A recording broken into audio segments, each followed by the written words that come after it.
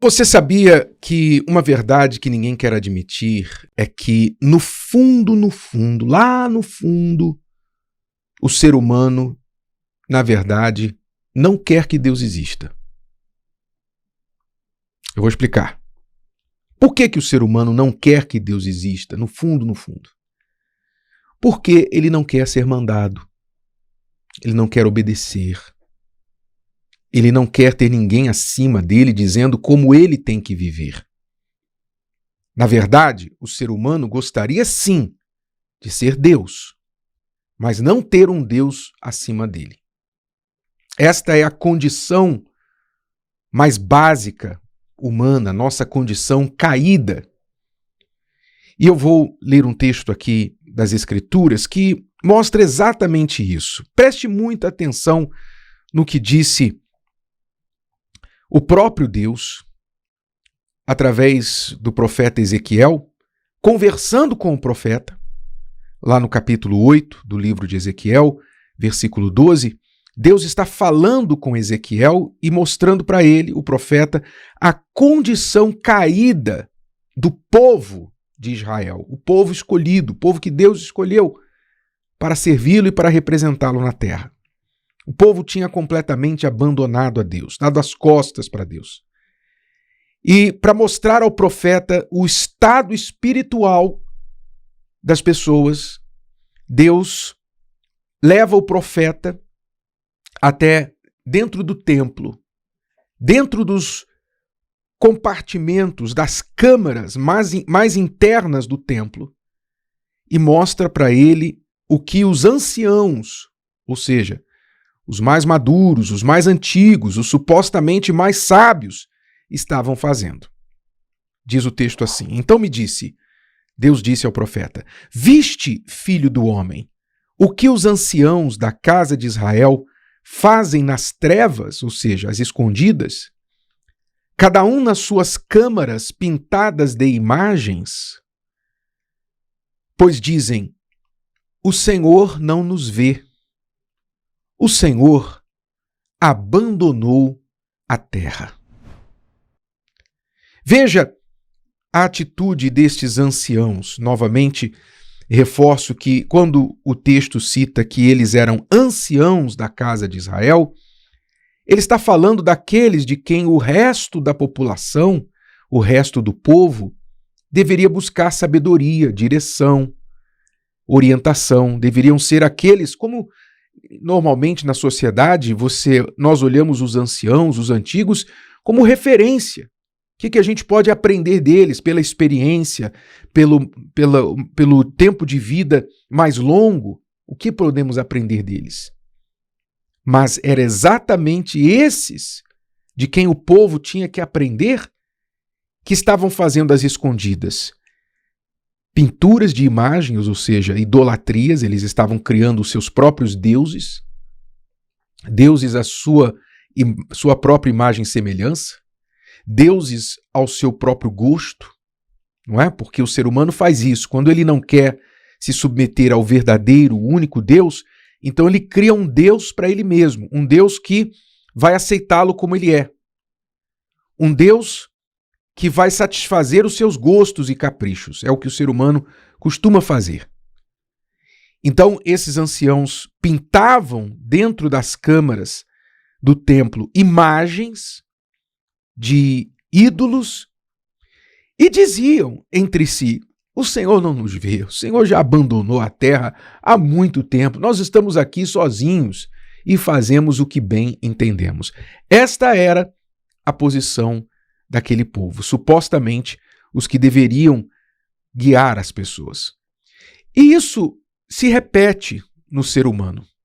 As pessoas, por exemplo, você com certeza já ouviu alguém dizer assim, Deus não existe. Se ele existir, ele já abandonou essa terra há muito tempo. Deus já deu as costas para essa terra há muito tempo. Me faz lembrar aquela expressão do inglês, o gaslighting, né? Sabe o que é gaslighting em inglês?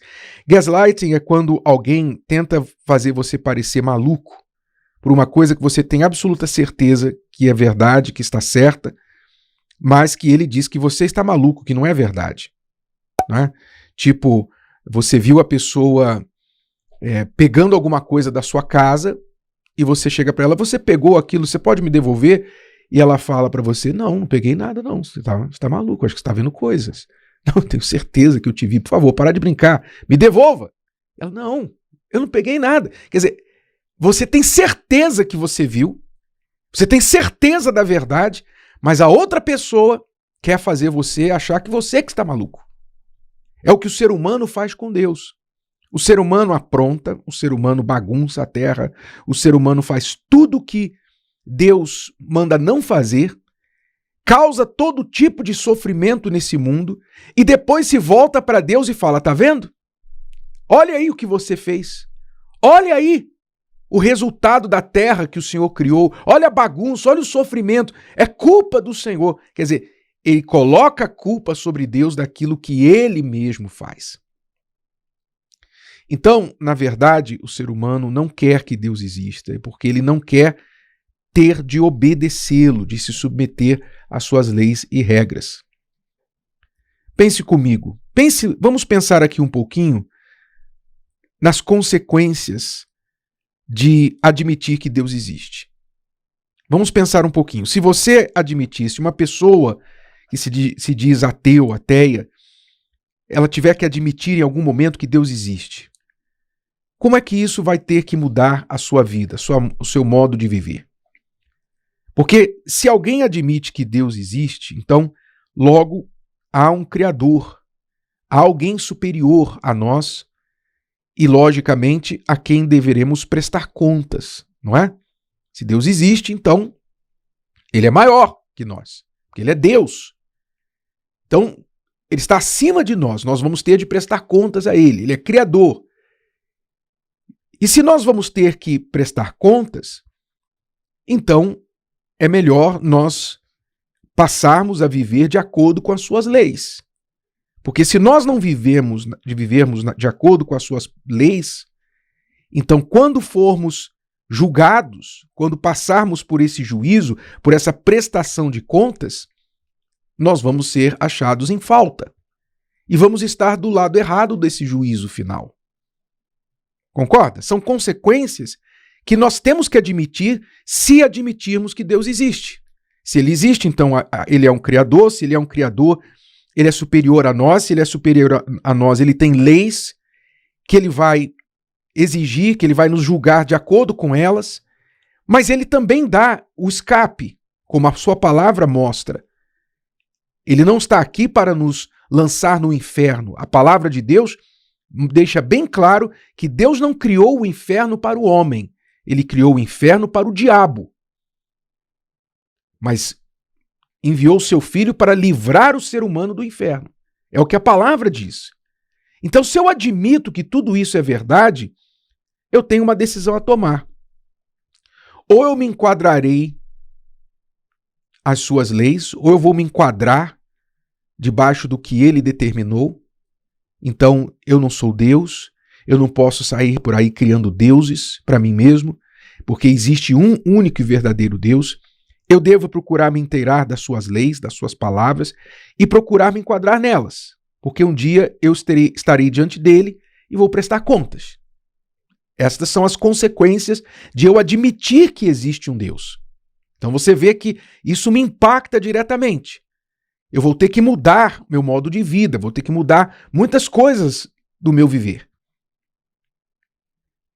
Ou eu posso escolher ignorar, mesmo sabendo que ele existe, eu posso ignorá-lo, continuar vivendo do meu jeito, por minha própria conta e risco. Então, as pessoas não querem admitir a existência de Deus. Por quê? Porque elas não querem mudar o seu modo de vida. Então é mais fácil achar algum argumento dos quais elas não têm nenhuma prova, absolutamente nenhuma prova, mas é mais fácil elas darem uma desculpa para si mesmas e dizerem, não, Deus não existe. E se ele existisse, ele já abandonou a Terra, nós estamos aqui sozinhos mesmo e nós mesmos é que fazemos as nossas regras e as nossas próprias leis. Pois é, por isso o mundo está assim, do jeito que está. Então, em conclusão, vamos parar de culpar a Deus pelas encrencas que nós mesmos criamos? Vamos parar de culpar a Deus pelas bagunças que nós fizemos e os problemas que nós nos metemos e assumir a responsabilidade, isso é mais justo, mais limpo, mais honesto. E se você quiser admitir que de fato ele existe, então passe a viver de acordo com a palavra dele, porque senão a sua fé é tola. Ou então você está assumindo a responsabilidade e as consequências de, mesmo admitindo que ele existe, você ignora tudo o que ele fala. Saiba que isso também terá consequências para você. Se o vídeo de hoje te ajudou, você conhece alguém que vai ser ajudado por essa mensagem, passe adiante. E se você ainda não inscreveu aqui no canal, inscreva-se agora. Até a próxima.